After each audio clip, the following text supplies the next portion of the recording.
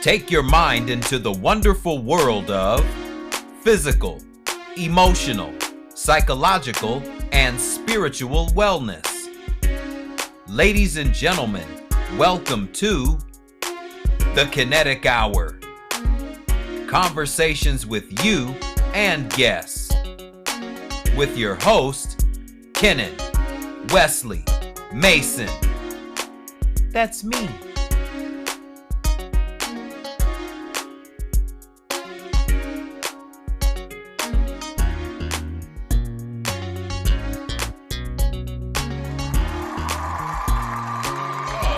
Good morning, good afternoon, and good evening, and welcome to another edition of the Kennetic Hour. I am your host, Kennan Wesley Mason. Thank you for tuning in.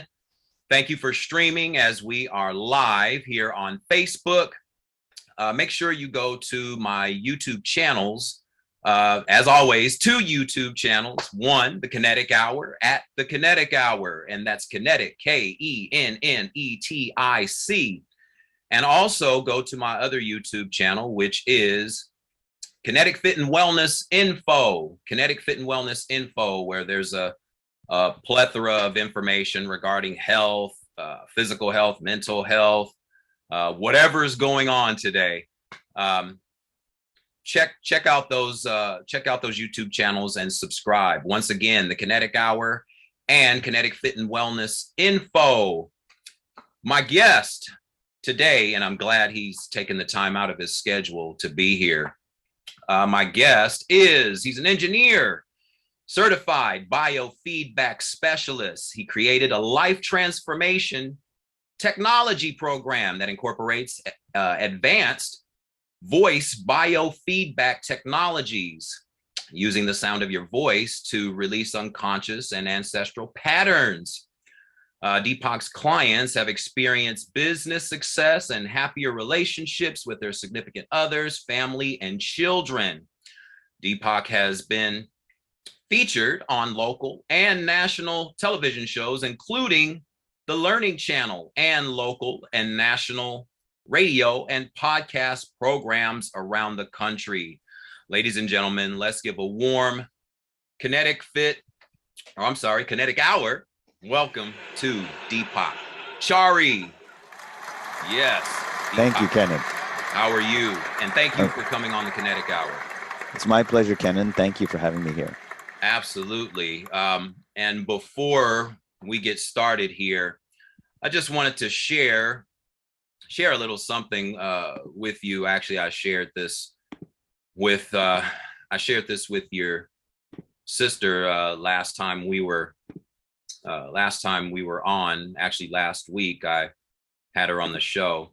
And just real quick, I just want to share this right here as we go into a flashback. Can you see this here? Can you see this, Deepak? I can.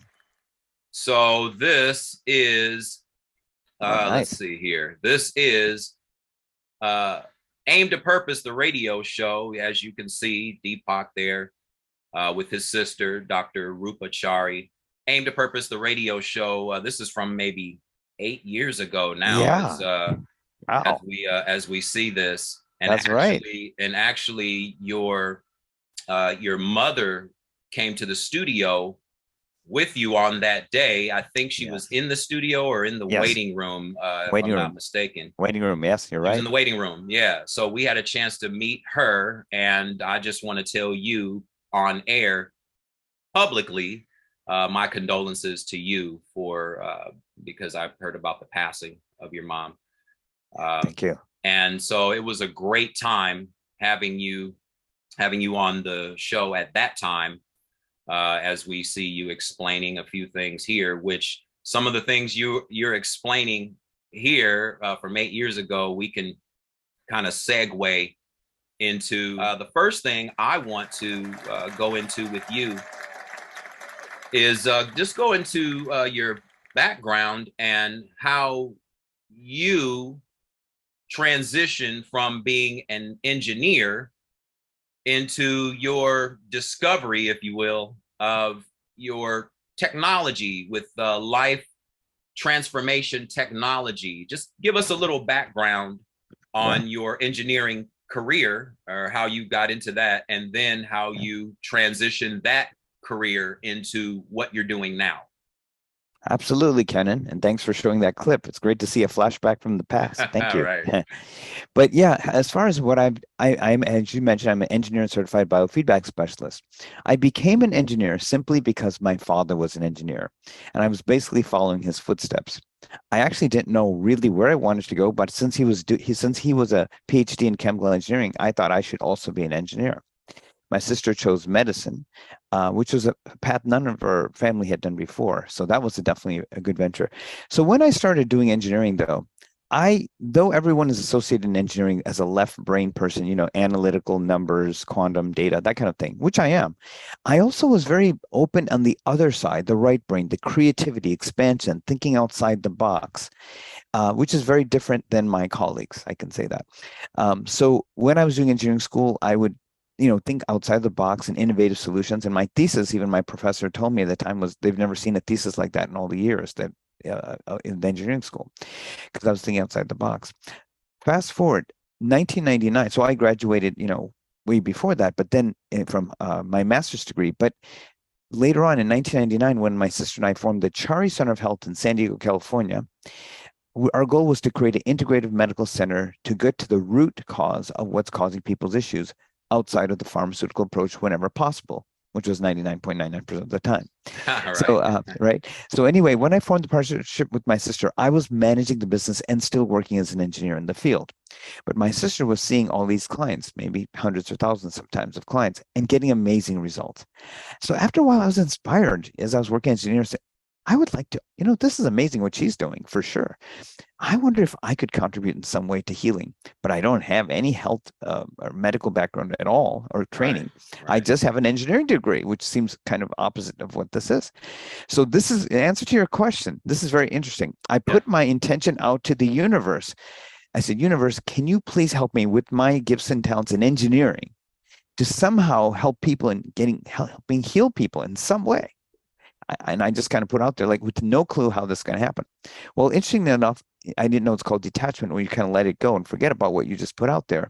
A couple of weeks later, some friends came up to me and said, Deepak, this guy's going to be speaking in Santa Monica about how the sound of your voice reveals everything about your emotions in your subconscious. But most importantly, how frequencies sent from your own voice back to you can release those patterns quickly and easily, no matter how long you've had them. Depression, anxiety, fears, phobias, emotional trauma, emotional triggers, whatever it is. I go, oh my God, this sounds pretty cool. So when I attended his presentation there, suddenly the light bulbs went off in my head, like, wait, this is incredible. I had this pattern of being bullied all my life. That's at least my perception that I was, no matter what happened. Even my friends were bullies, relationships, bosses, supervisors, so on and so forth. So I said, well, maybe this can help me with that. Then I thought further and I said, well, maybe this is something I could do at the Chari Center after I work on clear my own issues. So I went up to the presenter and I said, I would like to learn more about this work. He created the software for the technology I currently use. So then he said, so I flew to where he lives in Provo, Utah. I told him I'd really like to be an apprentice under him. I learned I in the trenches, how to do it with clients one after the other. And then from what I learned now, this is where the engineering kicks in, Kenan.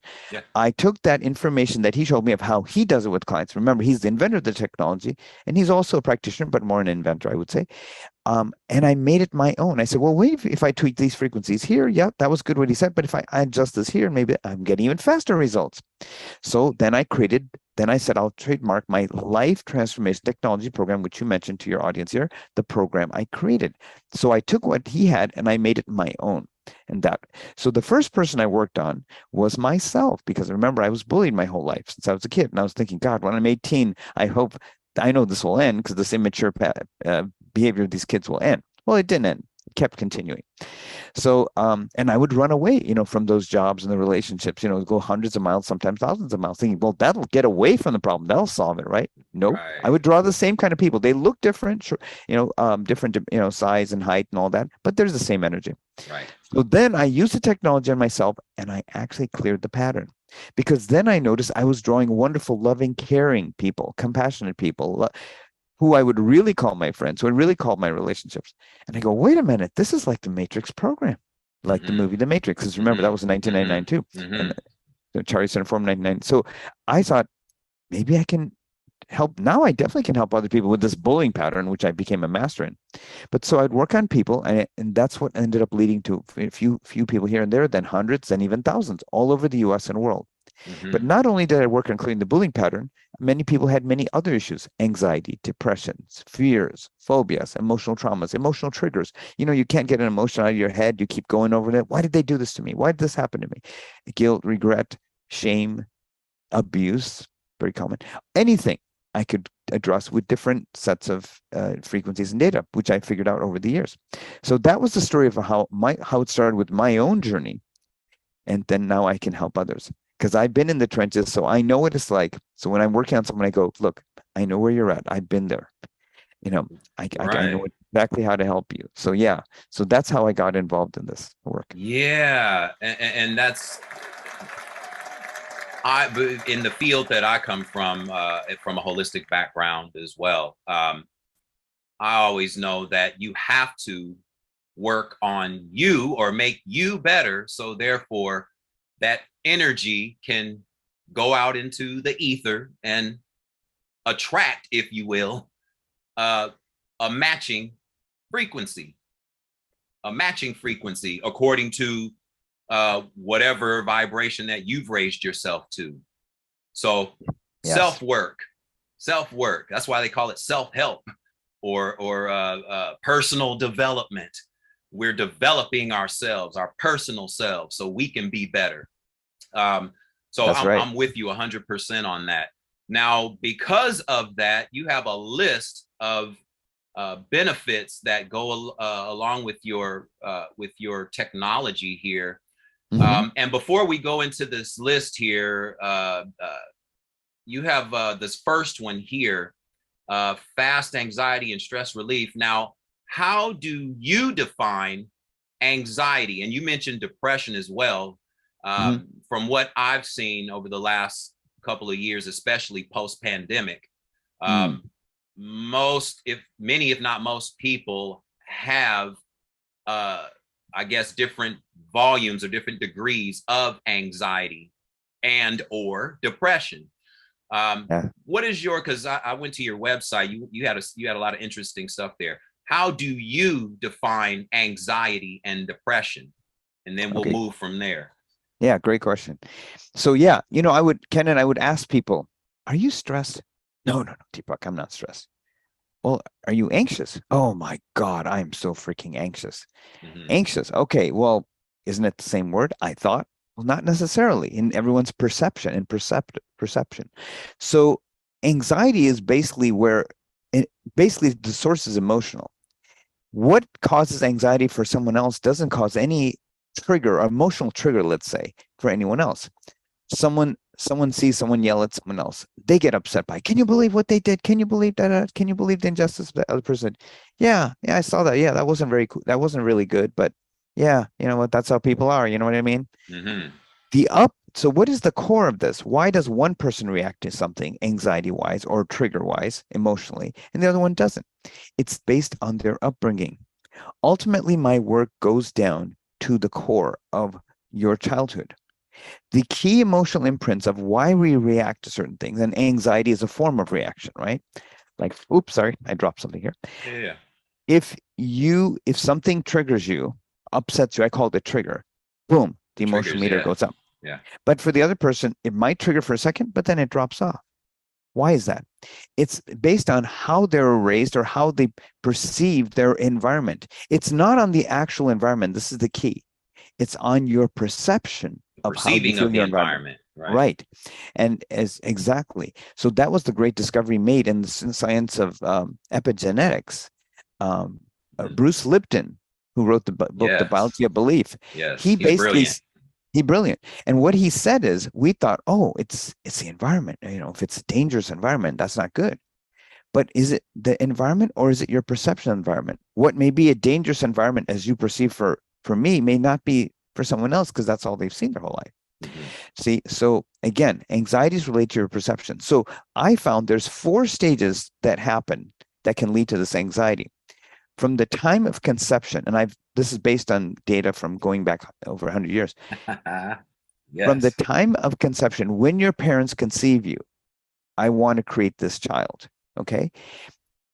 From the moment, and I'm being kind of open here, they decide to conceive the kid, and in the process of conceiving the kid, the unresolved emotional issues that the parent had, anxiety, fears, depression, emotional trauma, upsets, whatever it is, in that moment, a certain percentage of them from each parent gets downloaded to the child who's just being formed. Okay. Right. Because scientists have studied the DNA, and it works like a transmitter receiver of signals, like a radio and a walkie-talkie, it works like that because there's no delay in transmission of data. So a certain phase one, a certain percentage of the unresolved issues of what happened with your mom and dad, what they're going through in that moment, gets downloaded to the kid. The kid otherwise is a clean hard drive. They don't have any issues or reactivities of anything. So that's phase one. Phase two, you're in your mom's womb for 9 months, incubating, let's say. But let's say your mom and dad are fighting or upset about financial issues or angry about their relationship or whatever is going on. The kid, it's a direct download of what the mom's experiencing, and even the dad, but especially the mom, because you're in your mom directly. So that's going in your subconscious. Phase two. Yep. Phase three, you're born. Hey, I'm born. Great. Well, that's great, I guess. But also, if you had those same parents that were having bickering issues or different things are going on, addictions, emotional trauma, whatever's going on, now you're having the direct experience with those parents and grandparents too. So that's phase three. And I forgot to mention, in the first phase, where the parents conceive, I'm going to have this child, and there are certain percentages of unresolved issues go to the child. That also is true for the grandparents. That is, the kid's grandparents on the mom's and dad's side. That unresolved issues from all of those people also get downloaded instantaneously. So that was a big part I wanted to add in there. Correct. So, yes. Okay. So, Yep. and you don't, and by the way, it didn't matter if you knew the grandparents at all. That's right. You might get more of the download of the grandparents than the parents. And I've seen that case as well, because I'm able to actually quantify, believe it or not, the percentage of the download that you got of those unresolved issues and what those emotions are from each of the parents and grandparents, which I create in a voice map index. So that you had phase one, you get the download. Phase two, in your mom's womb for 9 months. Phase three, you're born. Now you have the direct experience of that. I have found the key ages of that are from the time you're born till the time you're about 7 or 8. Whatever is said, whatever is done to this child in those years gets accepted as the gospel truth, so to speak, meaning you don't question it, even if it's horrible to somebody else's eyes, another adult. You say, well, they said I'm useless. I'll never amount to anything. I'm no good. I'll be a ditch digger my whole life. And by the way, these are actual comments from actual sessions that the parents. Oh, absolutely. I wish I was making this up, but it's not. It's even more than that, but I won't go into that. So you just accept that. I'm nothing. I'll never amount to anything. I'm useless. I wish I should have never been born. Yeah. I wish you were never born. Yeah. Parents actually told the kids. So whatever is told, you accept it. I shouldn't have been here. I don't matter. 0 to 7. Then the second phase is from 8 to about 13 or 14, usually 13. That's the second phase. Now you're kind of still questioning, like, wait a minute, is it true that I'm no good? I'll never amount to anything. I don't think so. Well, maybe, yeah, it probably is. Yeah. So you're still in a malleable state, so you basically accept it. So what I'm saying here, from 0 to 13, whatever basically happens in those key years forms your belief system of how you perceive the world related to your original point. Why do we get this anxiety? Why does one person get it, the other one doesn't?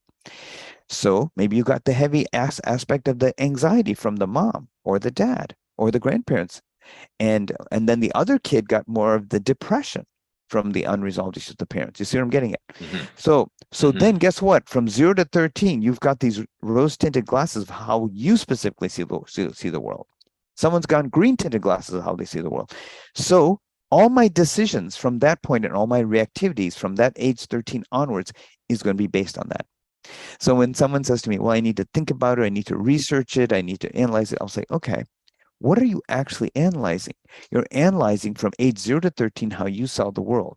It doesn't matter how many PhDs or degrees you have or how many accomplishments you had in management or whatever it is. It all goes back to how you see the world between 0 to 13. So that's what I found. And my program that I created, my life transformation technology program that you were mentioning, releases all those four all those four layers that I talked about. Right. It releases those 4 layers of programming. Yeah, after we're finished with this interview, I have to take my daughter to her dental appointment. And she's been telling me over the last, because we went on Monday and they did her x-rays and things like that. And before that, I kind of explained to her what the procedures are going to be, because I've been through it before. Childhood, you go to the dentist, you have you have your teeth clean, or you have the cavities taken out, or whatever the case is. So she's telling me that, Dad, I'm nervous, I'm scared, because this will be her first experience with this type of procedure, having a couple of teeth extracted.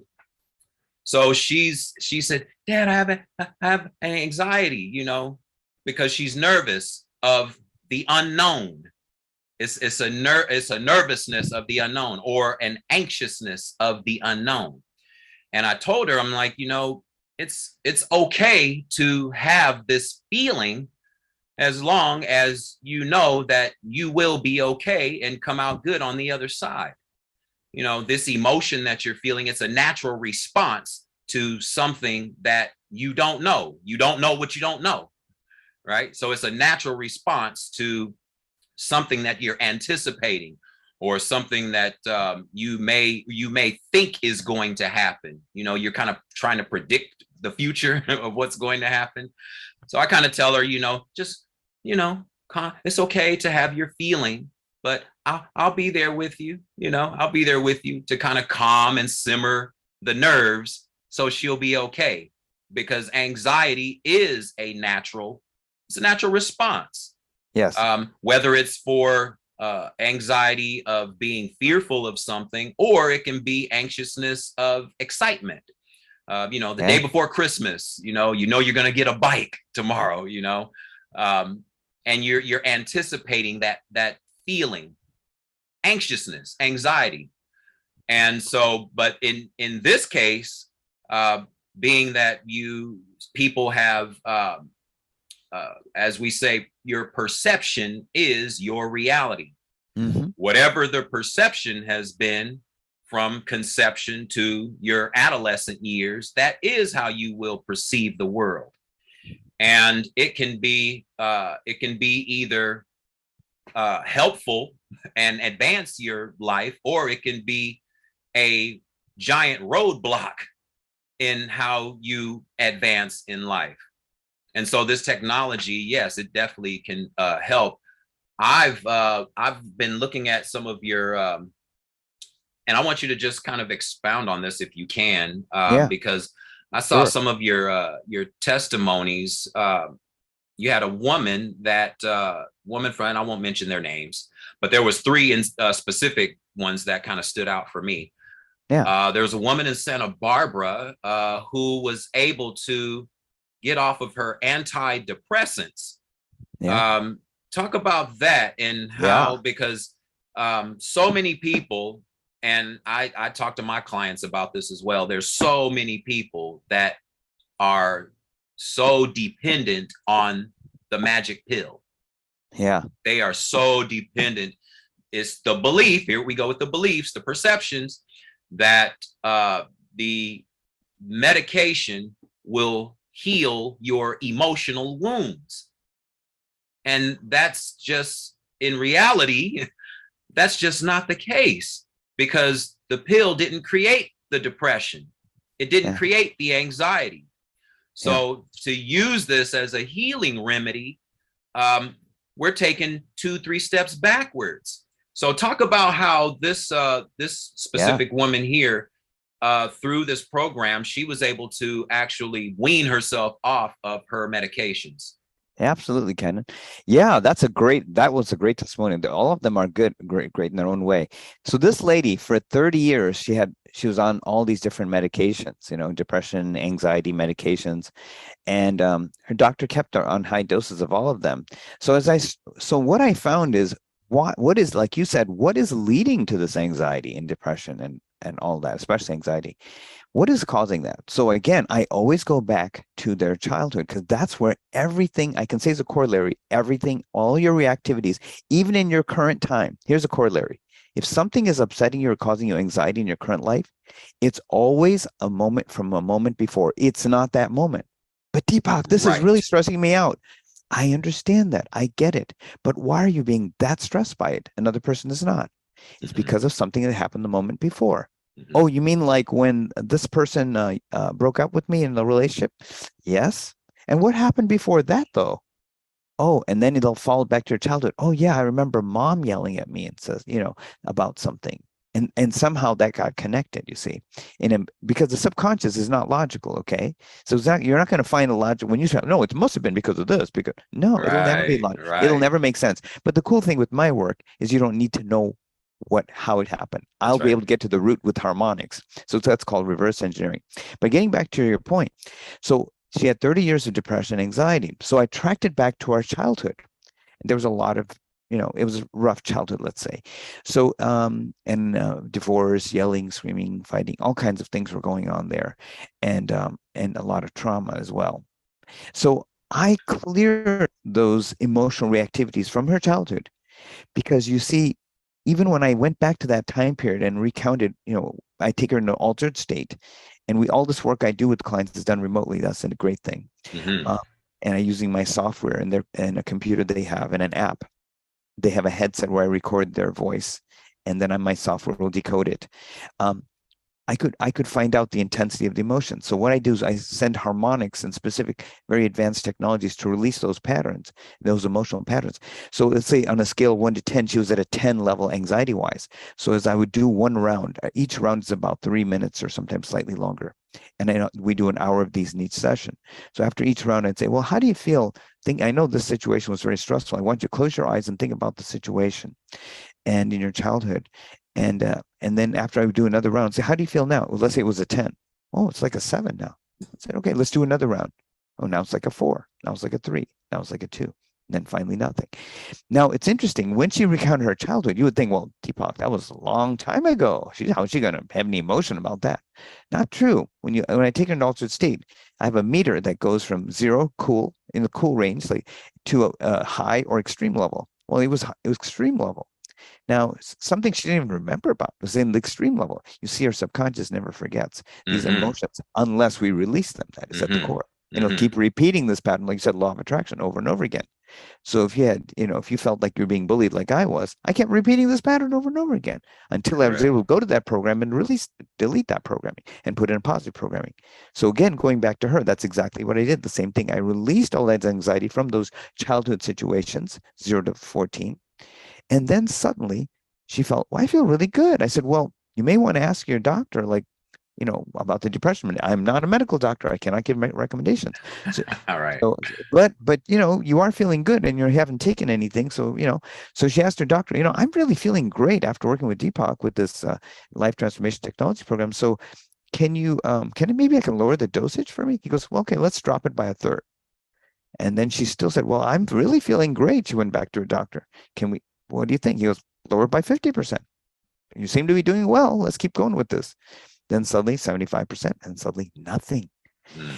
Now, what happened as a result of that, Kenny? She said that she had the motivation to jog, to do yoga, to speak to people, to go out. She was kind of hidden inside, not going out, kind of, taking all these meds, like you were saying, and just kind of not going anywhere, sheltered inside. But now she's going out, jogging, meeting with people, feeling confident about herself, and her creativity went through the roof. That's another benefit. You also get an incredible speaking and singing voice as a side benefit.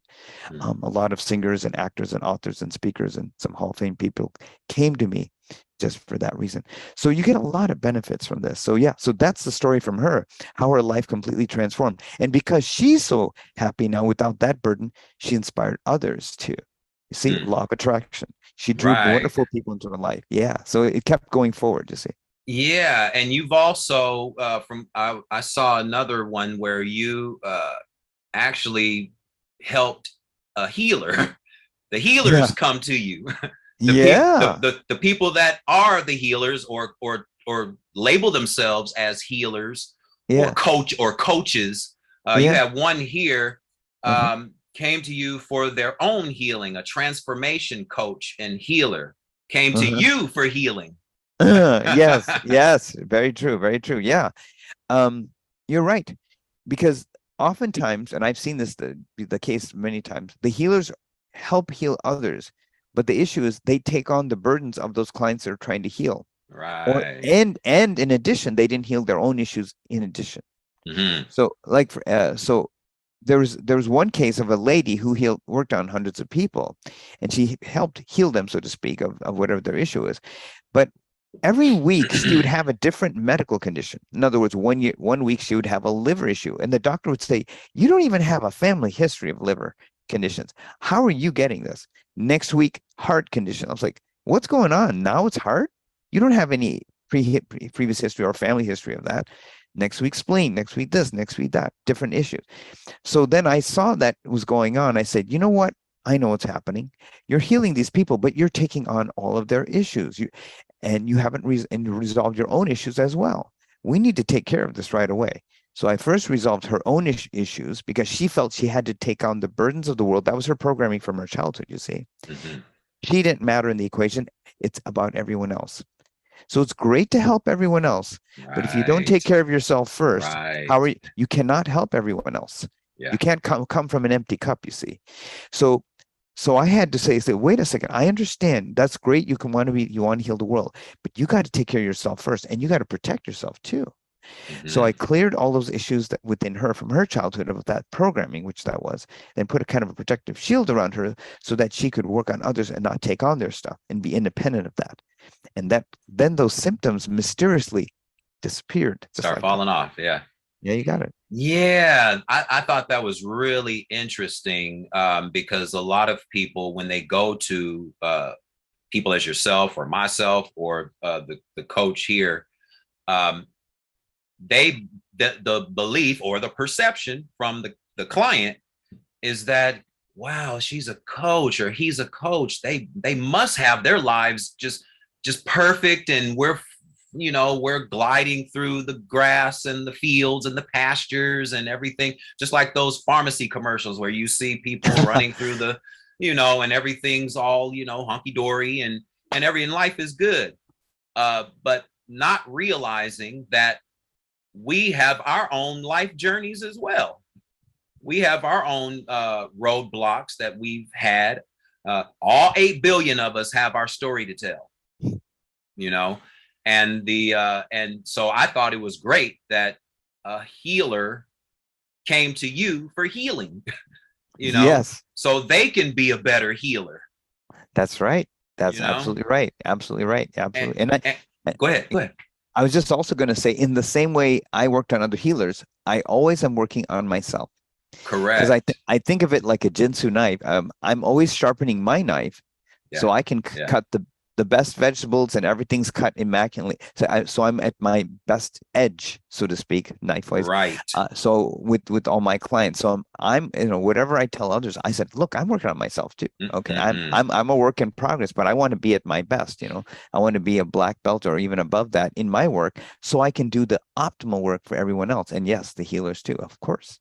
Yeah, and so I thought that was really interesting. Now, the one right here that I have that was really interesting for me, um, and you can talk about this as well. Uh-huh. Another client of yours from Santa Barbara. She's a matchmaker and a Uh-huh. coach, and she had some deep resentment towards her mother that Mhm. had been passed away for over 20 years, and she Yeah. still had this feeling or these emotions or stuck emotions inside of her that was holding her back. Talk about that. Yeah, that's a great case there. Yeah, her mother had passed 20 years before. So with the conscious mind, logically, right? Hey, that was 20 years ago. That's long gone, right? Time heals all wounds, right? Not in the work I found, Kenan. Not in the work I Yes. found. Why? Because there's no concept of time in our subconscious. That's right. So our 1% of our subconscious, of our conscious mind, the 1% that's trying to run the show, the 99% is our subconscious, Hmm. thinks that, oh, it's everything's linear time, from 11 to 11:30. But our subconscious mind has no concept of time, whether it happened when you were 1 year old or whether it happened when you're 99 years old. Hmm. It doesn't. So in other words, what I'm trying to say is if you don't clear these patterns, it'll continue on and on. These patterns will repeat. Law of attraction. Law of Yes. attraction can work that way as well, in Yes. negative and limiting ways too, because it doesn't judge, right? So the thing is, in her case, she had this issue with her mother, anger, resentment, which actually came from her childhood, again, going back to the original core, 0 to 13. It Hmm. never was resolved. And so she held that inner energy within herself. And that actually blocked other areas of her life as well. And that's what happens. Subconscious doesn't say, oh, well, this is in this section of your life. That it won't affect the others. Hmm. It just spreads it out in that way too. So if you have a block in one area of your life, you'll notice it happening in other areas of your life. So she kind of pushed it aside, tried to stuff it under the rug. Well, the subconscious, you can put it on the rug, but it's there and you'll see a big lump in the rug after a while, right? It just gets Right. bigger and bigger and bigger. And then finally you trip over that lump and then Yeah. you'll trip in your life. That's what happened. So she kept getting triggered. And by the way, if you have anger at someone, and she had for her mother in that case, you'll draw people who might be angry at you. And they can be male, doesn't have to be female only. Hmm. Could Hmm. be business colleagues or friends, quote unquote friends, or other enemies or whatever, suddenly pop out of the woodwork Yep. and they'll keep appearing. You'll go, what is going on here? I'm a good person. I'm very honest. I'm ethical. I'm just, has nothing to do with any of that. It's a program from within. I tell people, look, you are all those, but this has nothing to do with that. Zero. It doesn't matter how good or nice you are. It's the program you have in your subconscious. And that's 99% of it. Two people are hand wrestling. Hmm. I'm confident. I'm courageous. I can handle everything. Your subconscious says, no, you're not. You never Hmm. could when you're a kid. What are you thinking? Hmm. Who's going to win? The one with big muscle power or the other one? So what I do is I don't say the subconscious is bad. Let's destroy it. That's 99% of your being. I'll say, look, subconscious, you had some wrong programming in here. Let me educate you on what is the way it should be, Hmm. that you can work together in the same. You know how much power you're going to give the conscious mind? If Yeah. rocket fuel, if you have a concept and your subconscious says, oh, I agree with you here, boom, it's going to create opportunities and situations you could have never in your conscious mind or wildest dreams ever imagined. So you need the subconscious mind to work at that magnificent level. So Hmm. going back to that story, um, she had that harboring anger towards her mom. So I tracked it back to her childhood and even in her early 20s and that kind of thing, cleared it. Okay, by doing this process where she closes her eyes, has a headphone on, listens to certain music and frequencies that your subconscious hears, she won't consciously hear, while she thinks of the situation of the upset with her mother. And it started taking the charge down from, let's say, a high level 10, the highest, and then dropped it down to finally a 0, basically. So Hmm. then I said, yeah, I feel good about it now. Well, then guess what? All the other pathways open in all other areas of our life once that happened, right? Um, Here's another case, because relationships are a common one. Some people had horrible relationships before and they want better ones now. But the Right. problem is they had a very rough upbringing and the relationships they could model from their parents were not stable relationships at all. And then they drew similar patterns. This is what happens, right? That's all we know. In their life, matching their mom and dad, maybe dysfunctional, not harmonious, yelling, screaming, fighting. They keep repeating these patterns over and over again. So how could they get an ideal relationship if that's all they knew, right? It's a good question, Hmm. right? Hmm. Well, when I cleared these patterns with these people, it actually will kind of program them to an infinite way of looking at the world from a limited way of this is all I deserve, only a limited kind of person. Then the world is your oyster. So I worked on a lady who had her whole life had very traumatic, you might say, neurotic or kind of people as far as even relationships that in a marriage for many, many years. Fortunately, the divorce happened and she got out of it. And she said, Deepak, I want to have a new relationship, but I don't want it like that. Horrible relationship, abusive relationship, verbally, physically, everything. So I cleared that pattern within her, and it was amazing what happened. All these wonderful dream people, you might say, from a storybook started appearing in her life. And she said, Hmm. and as we started working on it, she said, Deepak, I'm getting these wonderful men in my life. the first person I saw was fantastic. I said, whoa, you're doing great, but hang on. We just arrived at the first train station. Okay. Right. You're just getting used to a whole new thing. Yes. But hang on, we're going to go to the next train station, but enjoy, date them, have a good time, but you don't want to fully commit yet. Just hang with me. So we cleared more and more things. And then finally she got, oh, Deepak, you won't believe this relationship. That topped the first one by a long shot. He's like this, he's like that. I listen to her voice. I go, yeah, it is much better than the first one. But hang with me. You're doing great. But it's so good. I said, I know, just hang with me. So then when we went, then the next phase, Deepak, oh God, this guy's my soulmate. He's amazing. He's everything I ever asked for. I never could dream of a person like this. It's like it's like from a storybook. And I listened to her about talking about that because I listened to congruence, from the subconscious. Yes. I said, okay, you got it. This one's good. And it's been wonderful ever since. It's been years now. So, going back to that issue with the relationships, and that woman also, I believe, created a whole business related to helping women get relationships. It was appropriate that I helped her with her own issues with that, so then she could help many other women get their relationship. Yeah, there you go.